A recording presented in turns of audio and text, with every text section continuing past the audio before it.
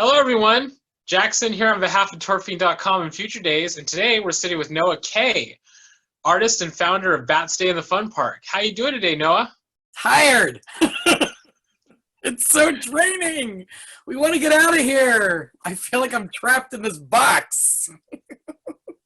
We're just inside these boxes. We're trying to get out. Help! We're trying to get out of this box. I can't get out of the box.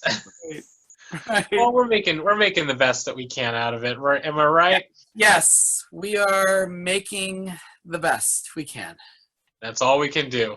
It's so great to be able to sit here today with you and talk to you. So we're going to ask you a couple of questions, and are you ready to get into it? Sounds good to me. Let's do it. All right. What are your top 3 moments from Bat Stay in the Fun Park over the years? You know, top 3 moments of Bat Stay from like all the 21 years, because I don't know, we're still kind of in limbo at the moment for 22. There's so much. There really has. I mean, this event has just grown into something that I would never have imagined of seeing. If I had to pick out maybe 3 things, the first thing would probably be, I would say at least the first year when the group was only like about 90 people and we could actually be inside the courtyard of the Haunted Mansion for like that impromptu 8 o'clock photo. The second one would probably be the 20th event, where I've never seen so many people in front of the castle in the entire time that this has been going on. I mean, that was just crazy.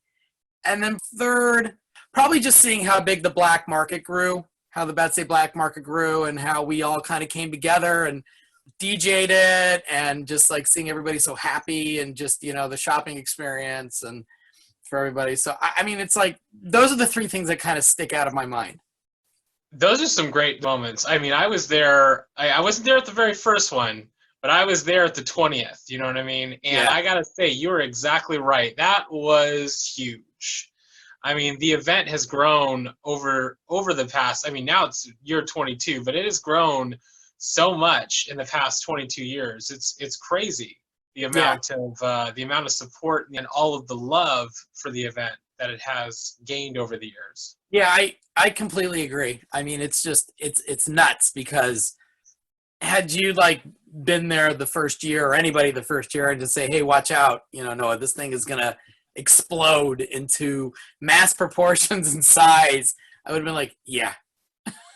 I mean, it was one of those things. We just kept doing it. And we just said, you know, why not? Let's just keep doing it. We're having fun. Nobody expected it to do what it did. And it just snowballed from there. And now here you are. You know what I mean? Yeah, no, it's been a fun ride. I mean, and, you know, I'll keep doing it as long as everybody wants it to happen. I know with this year, I mean, it's supposed to be May 3rd, but, you know, all of California is pretty much still closed. And that's just pretty much where we're at the moment, where, you know, I postponed it.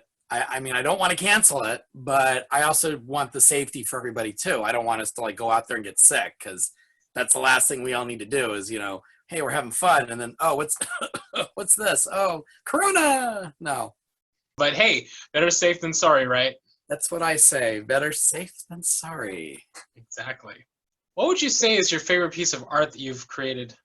Favorite piece of art that I have created? You know, they're all pretty much like my kids. I mean, in a mental sense, you know, I've created all the pieces. It's not like my daughter Sadie, where, you know, it's a physical child, but, you know, I don't necessarily know if I have a specific favorite, because I feel like I'm always trying to change my styles up, depending on what the mood is. I mean, I've always had a very similar style throughout the whole thing, but every so often I like to change things up. It's so hard to say. I mean, I love doing Haunted Mansion inspired pieces, but creating a brand new piece out of your own, you know, out of your own creativity, I feel is a little bit better. It's being a little more original, and not necessarily like using somebody else's intellectual property. That way you can physically say, oh, I actually created this, where instead of like, a lot of times people are like, oh, I created this, but it was inspired. And I feel like having a piece that you've created all on your own with your own concept, your own idea, I think has a little bit more substance, a little bit more meat to it per se. There's a series, the last run of things I've done, I think I've done 4 or 5 of these things, and I think they have like 3 things in each season, as I call it. It's called the Fates, and they're these funny little like ironic kind of things. Like one of them is like it's an image of a cell phone, and of course, it's got the battery symbol on it, where it's like the battery's dead. And then there's like another one where it's a headstone, and it has the word "you" written on the epitaph instead of it an actual epitaph on it. And they're all kind of done in these kind of like points of light that comes out of each single one of them. It's on. You can see them on my website. They're all on there. But I want to be specific, but it's like each one of my own pieces have their own life, I think is what it is. And a lot of the times when I am doing art, I think it's whatever the mood I'm in. I think it's kind of like all us artists, whether you do music, whether you do actual art, whether you write, I think it's kind of like what is going on with you in that moment of time that has made you create that piece of art. As an artist, it's how you're feeling in that moment that will inspire that next thing that you create. With the music or writing something or just drawing a picture. I mean, if you're feeling angry, that anger will come out in some way. You know what I mean? If you're feeling sad, that sadness will come out in some way. But yeah, I totally agree with that. And also, where could people view your art online? Just for the people out there. Yeah, I mean, there's several places. My main site is just my name. It's Noah, NOAHKORD, as in David, a.com. That's my basic site's on there. And then there's links to where, like, if you want to buy pieces and stuff, you can buy pieces off of that. But everything, I mean, not everything's on there, but the majority of the stuff that I've worked on, I know I've been trying to upkeep everything, and do a little bit better, catalog of everything. But I mean, it's all up there. You can also go to the Art of Noah K on Facebook. That's a little bit more of like up-to-date blog of what's going on. And I've seen a lot of the pieces you've had up on the sites. It's really good stuff. Thanks. You're a very, very good artist. Thanks. Thank you for that. No, thank you. I appreciate it. What was the drive behind getting you into becoming an artist and throwing the Bat Stay in the Fun Park events? The funny thing is I've always been a very creative person, as far as I can remember, as far back. I also come from a very musical background. Father was a violinist, and he had his own band. He had like a 4-piece roaming string, and he would also hire people to do jobs and stuff. So I think sort of like putting on events and doing art in one aspect or another has always been, I think, in my life, and it's always been a big part of me. I used to DJ and run clubs very early, like mid-90s, early to mid-90s. And I just kind of incorporated that kind of stuff. I did special effects for about 16 years. I started seeing things slipping on that. I ended up getting out of that and focused more on actual like physical art, and with like design, with packaging, and design firms and stuff. So that's pretty much been my full-time job for like the last 28 years. And so I've been doing package design. And then with that, the regular art, that kind of keeps me sane. So it's like, you've got the job, the physical job that supports your hobbies, and so, I do the art whenever I can, the illustrations whenever I can. And then the thing with Disney, I think it was kind of a no-brainer. When I was running a club way back mid-90s, Release the Bats, I think we've all heard of that wonderful club. So we were always doing cross promotions between the club I was running and, Release the Bats. People Release the Bats were like, hey, let's just go, and we're going to go to Disney, and, why don't you do it too? And I'm just like, all right, fine. So we just, collaborated on that. And then like by the 3rd year, it was just kind of like, everybody was like, you seem like you have this under control. Why don't you just keep doing it? And that's pretty much how it began. I mean, it was sort of like this word of mouth thing where we just showed up to the park and, had a good time. And it just kept getting bigger and bigger. And it was just one of those things. I think it was early MySpace days when that happened, and it just kind of snowballed from there. who doesn't like Disney? You know, I know there's a lot of people who don't like Disney. I mean, I like Disneyland. I mean, I know you like Disneyland. I know Evie likes Disneyland. Um, you know, I want to be there now, but we can't. It's closed. But Well, I love Disneyland, and we all love. Yeah, me and Evie, we love Disneyland. We're huge fans of Disneyland. For everybody out there, if you guys don't know already, but yeah, I know what you mean. Like with the explosion of social media, it's like this thing just kind of just blew up. Like it just kept going from there. So it's like the word just stretched further and further and further and further. right, So I know you get a lot of people in from out of town and all over the place to come to this event. right, and who's to say this thing would have become as big as it was if it wasn't for social media? I mean, because I know that with social media, it totally like opened the doorway for people that don't live in California, and it just kind of became like this thing where everybody's just like, "Whoa, what's this? What's going on in California? Let's check this out."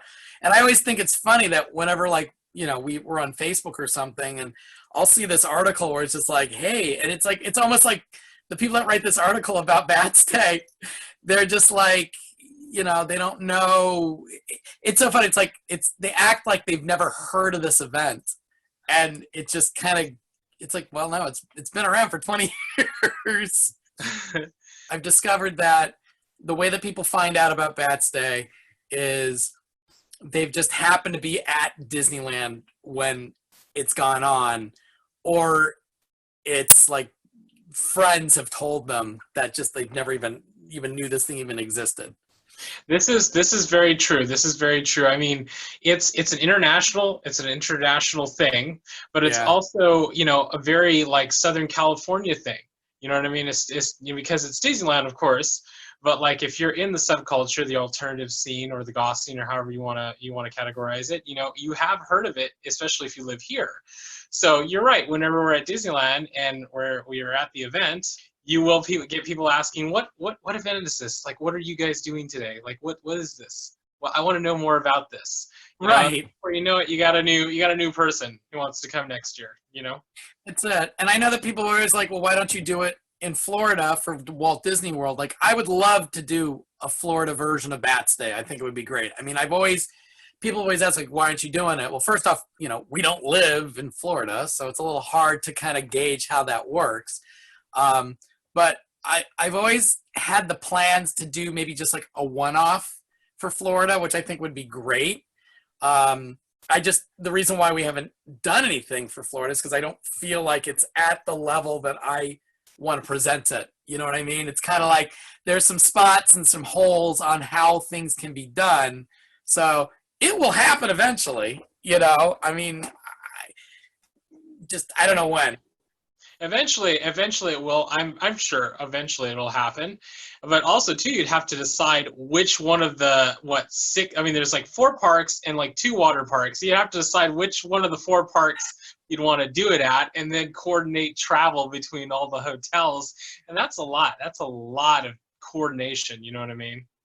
Yeah, just a little. I mean, it's neat, but you're right. I mean, it's that kind of a thing. It's like, what are you gonna pick? Because there's so much to do. I mean, yeah, you're right. There's 5 parks. Like, what do?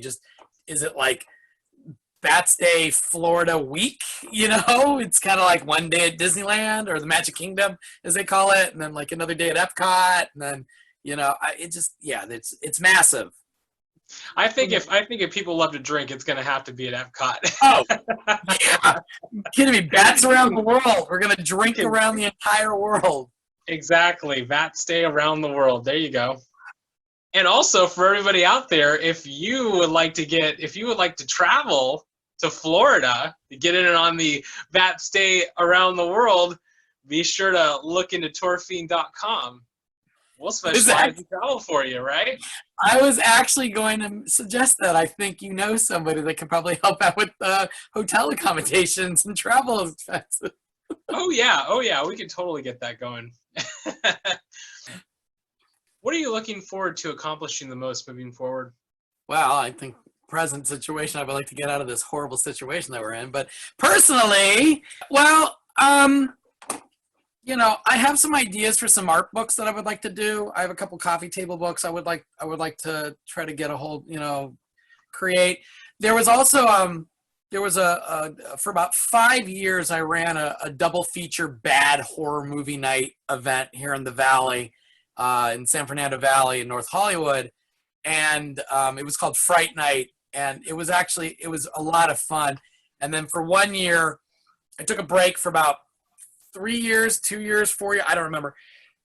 But I ended up moving it to San Pedro at the Warner Grand, which is this immaculate, like 3,000 seat movie palace theater, live theater. And I did it for about 6 months there, and it was amazing. I've been wanting to do kind of a history book on spook shows and, sort of like a bio book about Fright Night. And I think that would be a lot of fun. The website for Fright Night is still up there, still on the internet. It's like frightnightla.com. And I think there's about 4 years worth of archival stuff on it, which is just great. That's one of the pet projects I've been wanting to finally complete and get that done with. Another project I'd like to do is, so for the 20 years that I've done Bats Day, I've got like 20 years worth of archival footage of the entire event. I would love to do a huge retrospect based on it. I think it would be really, really cool to dig out a lot of those old videos, like performances of people that did stuff. And it's 20 years worth of stuff. I mean, it's like, how are you going to be able to start that? Like where? I mean, is it going to end up being something like in volumes, like volume 1 of, I mean, it's crazy. I don't even know what's on half that stuff. I mean, I know there's like performances by David J's on it, and you got stuff from Voltaire and Fangs on Fur, and I mean there's just so much archival stuff on it. It's like, what are you gonna do with it? I mean, release it, but how? Well, all it would take would be to just put all of that together, like put it all together in a documentary, if you will, and air it. Like put it in a theater. You know what I mean? And have a Q&A and the whole thing. That'd be great. I think that would be really, really cool. I mean, I guess the best thing to do is have to start watching the videos and just figure out what to do. Like maybe do like, years 1 through 5 as, the first part, and then you get into the middle of it, and then present day. I mean, it's crazy. I mean, I've got the boxes sitting in my closet, and it's all sorts of different media, it's all different styles of like, I've got DVDs and I've got, VHS tapes and like the super high def tape. So it's like, it comes in so many forms, and I think I've got recordings directly off the board, like on mini disc, like those like plastic mini discs. I'll probably go through it. I know there's the Death Rock book that just recently came out, which I'm eagerly waiting for my copy to come into the mail so I can start reading this thing. But I mean, it's gonna have to be something like that. I mean, it's probably the only way, and it's not even gonna be able to touch the surface because so much has come out of Bats Day that it's like it's not just the focus of. I mean, it is. The main focus is on the community, but I mean, so many factors have come from it. I can totally see it in my head right now.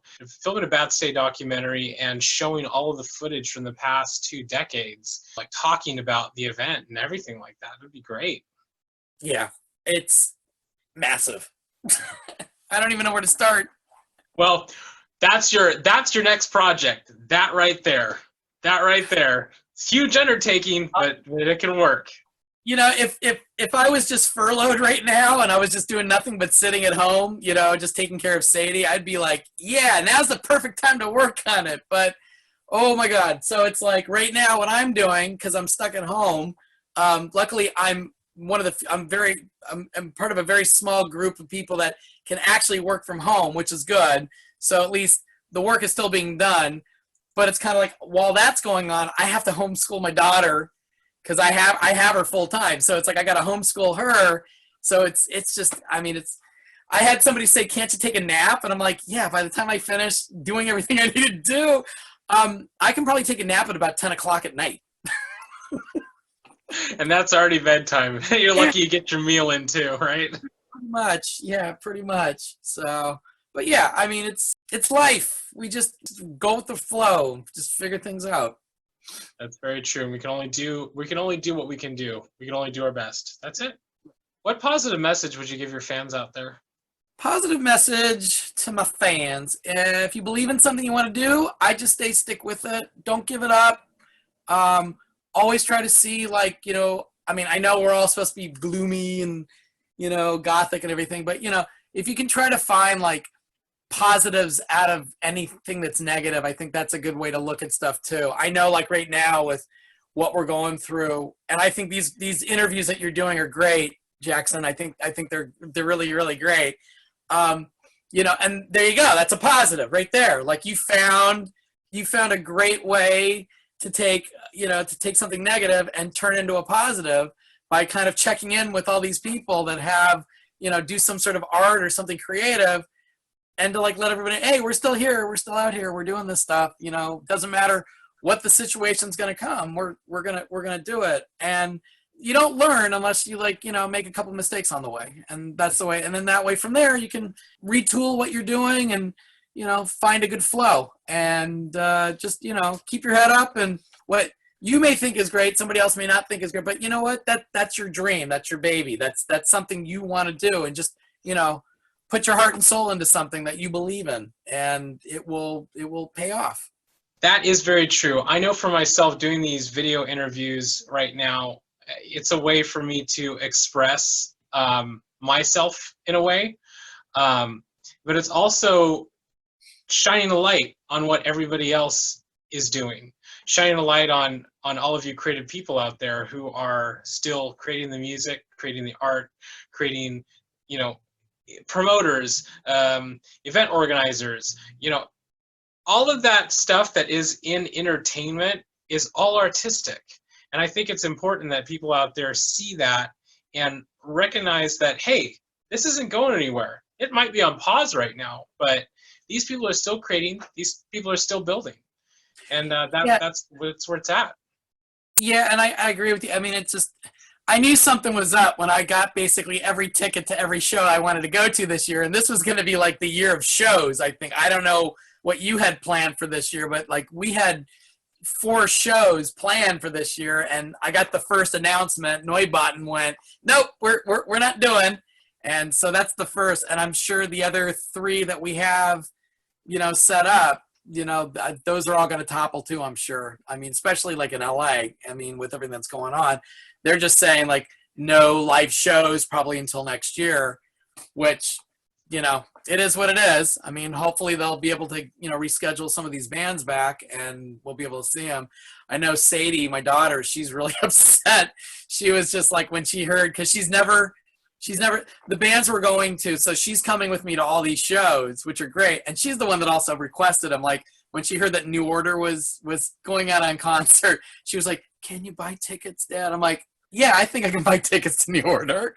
And same thing with like Nick Cave, and she's just like, I want it. She's like, it was so funny. It was like Nick Cave. She's like, wait a minute, right red hand Nick? I mean, yes, right red. So we have all these shows, and but the thing is, though, is I've noticed a lot of these bands and a lot of like some of the solo people, they're putting stuff online. They're doing shows online, which is amazing because it's like, if you think about it, it's like they could do like I'm sure there's a way you have to pay to watch something online, and these people are kind of doing this great stuff out of the kindness of their heart by doing these shows. I know the last one I just saw, I think Bats for Lashes did some stuff on Instagram, which was great. They did I think 3 weekends, on Sunday from like 12 until 2, and she was just going all off and everything, and it was great. And then I've seen some other stuff where other people are doing like concerts and stuff online and streaming them for free. So yeah, I mean, it's like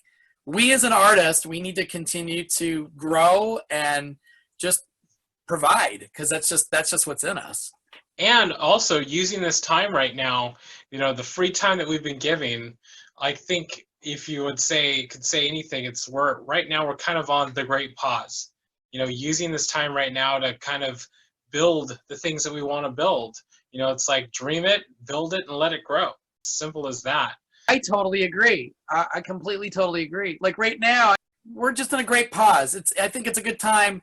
I know everybody wants to get out there and just start doing stuff again, but I think you know, something's telling us that we need to like slow down and reevaluate and figure out what's really important while we can still do stuff. I mean, the one thing that's been just amazing out of this whole situation, even though it sucks, is that, have you noticed how clean the air has been since we've been doing this? Yes. I mean, it's like, it's, you know, Sadie and I, we went out for a walk a couple days just around our complex, and Sadie's like looking in the sky. She's like, the sky is so blue. And I'm like, yeah, it really is. It's really kind of blue. And it's just, you know, because there hasn't been a whole bunch of, you know, is driving as much as what it has been. So, you know, it's, you know, it is what it is. And I think we just need to continue and just stay positive and, you know, focus on something that's going to help you get through the situation, whether it's art or music or just, you know, checking in with your friends, you know, and as long as I think we keep our minds going, I think we'll be okay. Probably not necessarily our guts and stuff, because I find myself doing not a whole lot of exercising. I mean, it's like when I'm in the office at work, it's like I'm always running around, and now when I'm home, just working here in, you know, my little cave, it's kind of like, oh, do I want to get up? No, I'll have another beer. Well, you got to try to stretch it out as best you can. You know what? Thank you so much for taking this time to sit with us today, Noah. I look forward to all of the new things coming very soon. I'm looking forward to everything getting back to normal. And I know everybody out there is looking forward to everything getting back to normal. But until then, we just got to hang in there and make the best of the situation.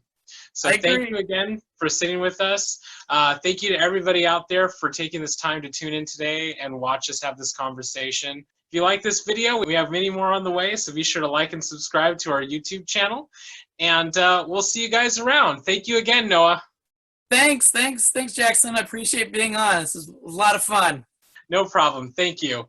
Have a good night. Good night.